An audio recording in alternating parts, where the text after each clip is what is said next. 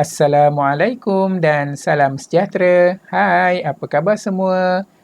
Cikgu doakan kamu semua berada dalam keadaan sihat dan ceria walau di mana kamu berada. Bertemu lagi dengan Cikgu Alias. Hari ini cikgu akan mengajar murid-murid tahun 3 dalam kelas Bahasa Melayu. Jadi, cikgu harap kamu semua telah bersedia. Jom kita mulakan. Baiklah, menariknya hari ini kita akan belajar indahnya pantun.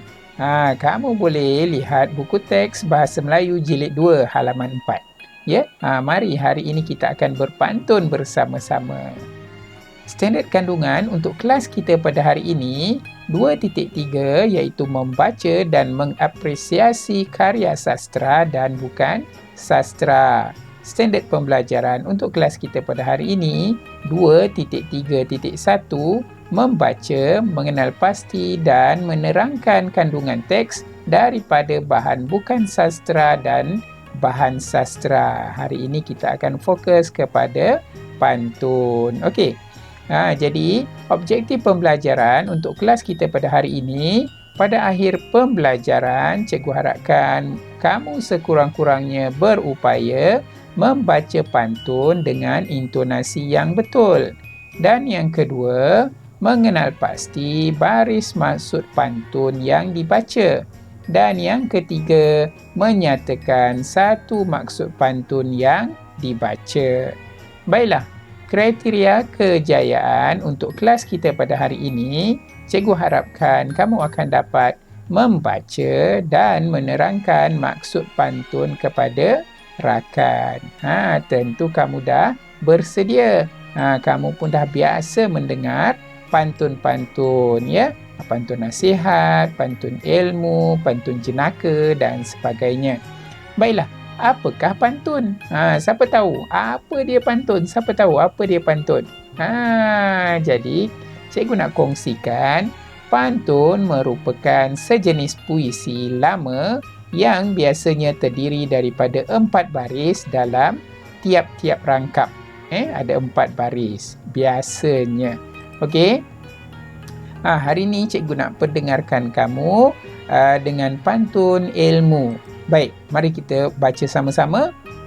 Burung merpati di dalam sangkar, baru sepurnama dapat dijerat. Kalau kita rajin belajar, ilmu berguna banyak didapat. Nampak tak dekat situ? Cara membaca pantun pun kena betul.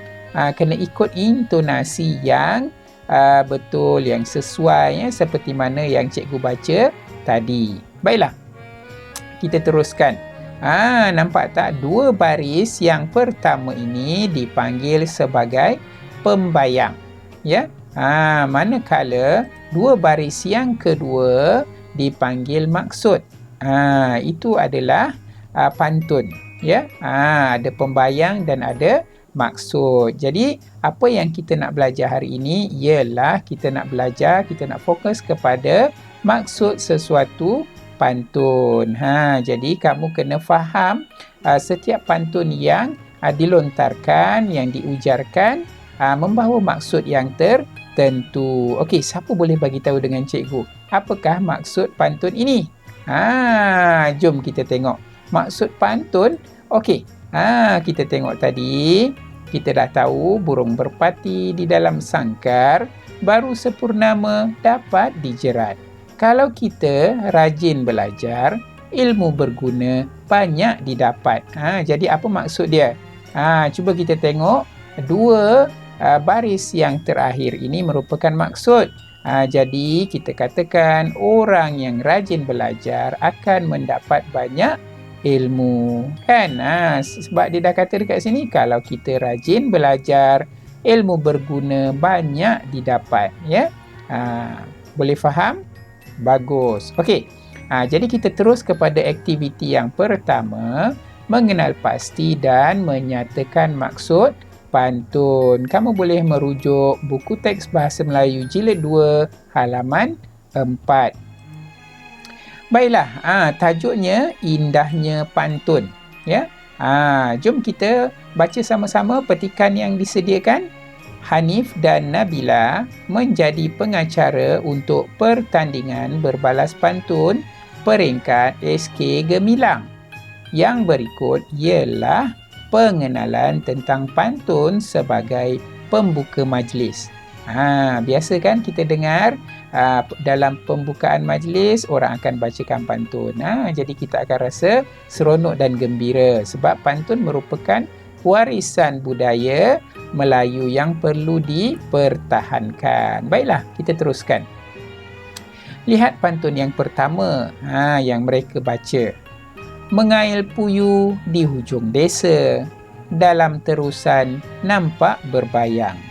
Pantun Melayu, kesenian bangsa, pusaka warisan nenek dan moyang.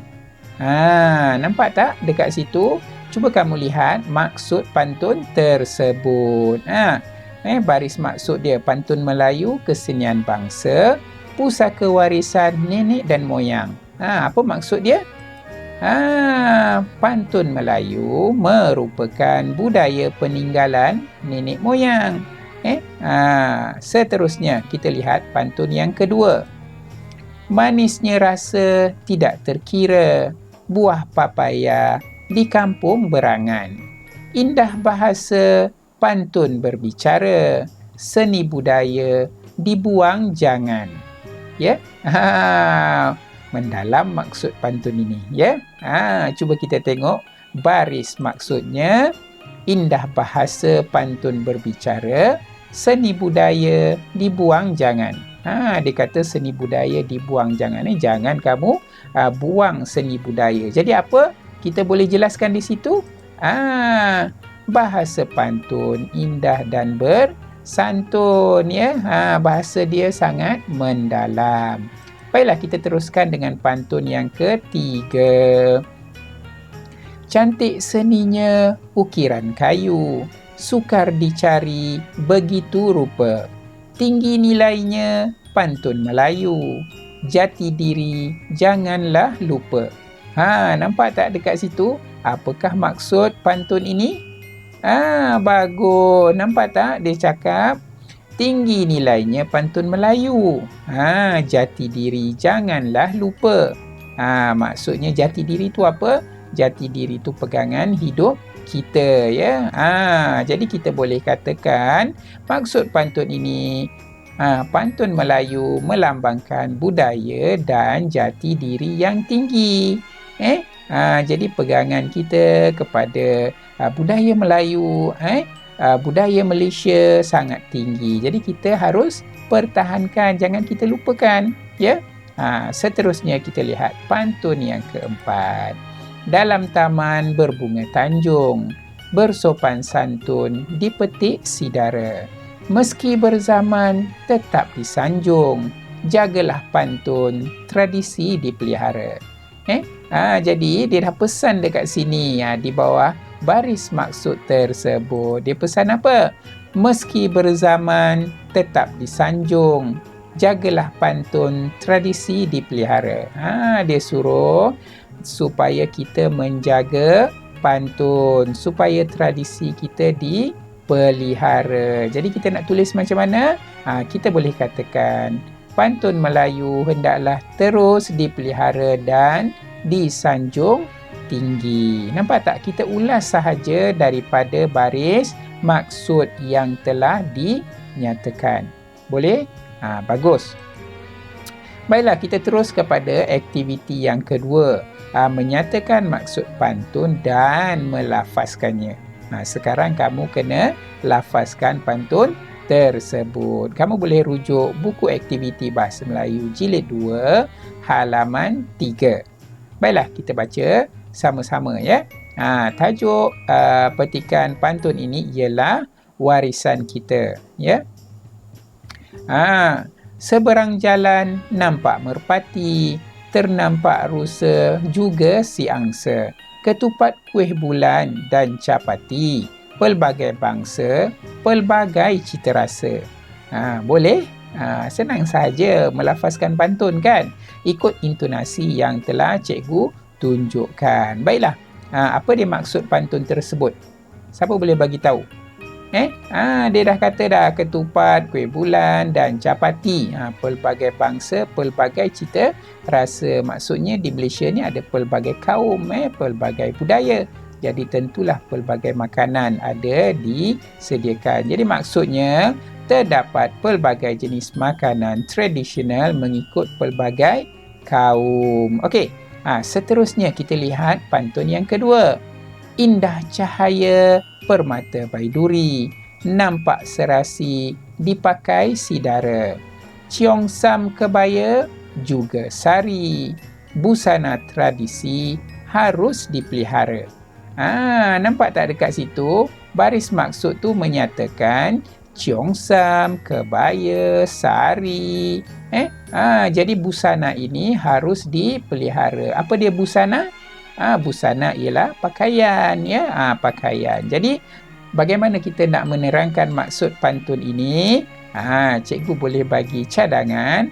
Busana tradisional seperti ciongsam, kebaya dan sari harus terus dipelihara. Baik, kita baca pantun yang ketiga, ya. Kamu ikut sama-sama. Kuning bunga buah peria, ungu menawan bunga lemuni. Tarian singa, joget dan boria tetap menawan sehingga kini. Nampak tak dekat baris maksud tu? Dinyatakan tarian singa, joget dan boria tetap menawan sehingga kini. Apa maksud dia? Maksud dia tarian tradisional seperti boria, tarian singa dan joget tetap diminati sehingga kini. Nampak tak? Kita ada joget, kita ada tarian singa dan sebagainya. Baik, kita teruskan dengan rangkap yang keempat. Hendak ke kota tempuhi paya, naik pedati lalui titi. Budaya kita amatlah kaya, jadi identiti semat di hati. Jadi apakah maksud pantun yang keempat ini?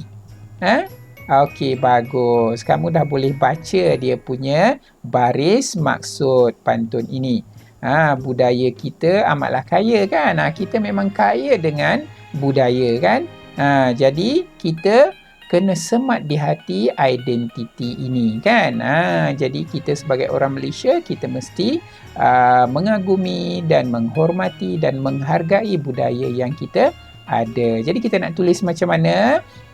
Cikgu cadangkan kamu tulis, peliharalah budaya dan tradisi kita sepanjang masa, terutama kepada anak-anak muda, kan? Kamu yang masih kecil lagi ni, kamu kena pelihara budaya kita sepanjang masa. Baiklah. Jadi sebagai kesimpulan, cikgu ingin terangkan bahawa pantun Melayu mempunyai maksud tersirat yang amat mendalam, ya. Yang kedua, pantun Melayu perlu dipelihara sepanjang zaman. Dan yang ketiga, gunakan pantun dalam perbualan seharian. Sebaik-baiknya kamu cuba gunakan pantun dalam perbualan sekurang-kurangnya sekali, serangkap, dua rangkap dalam perbualan dengan kawan-kawan, ibu bapa dan sebagainya. Okey. Jadi cikgu ucapkan terima kasih kepada semua. Cikgu tinggalkan kamu dengan dua rangkap pantun. Kalau ada sumur di ladang, boleh hamba menumpang mandi. Kalau ada umur yang panjang, boleh kita berjumpa lagi. Marilah kita menanam padi. Padi ditanam di dalam bendang. Marilah kita menabur budi supaya kita dikenang orang. Ya, hidup kita ini mestilah sentiasa berbudi dan berbakti, ya. Supaya kita sentiasa dikenang orang. Nampak tak? Pada baris maksud tersebut mempunyai makna yang sangat mendalam. Baiklah, cikgu ucapkan terima kasih kepada semua yang menonton video cikgu. Kita jumpa lagi. Bye. Assalamualaikum.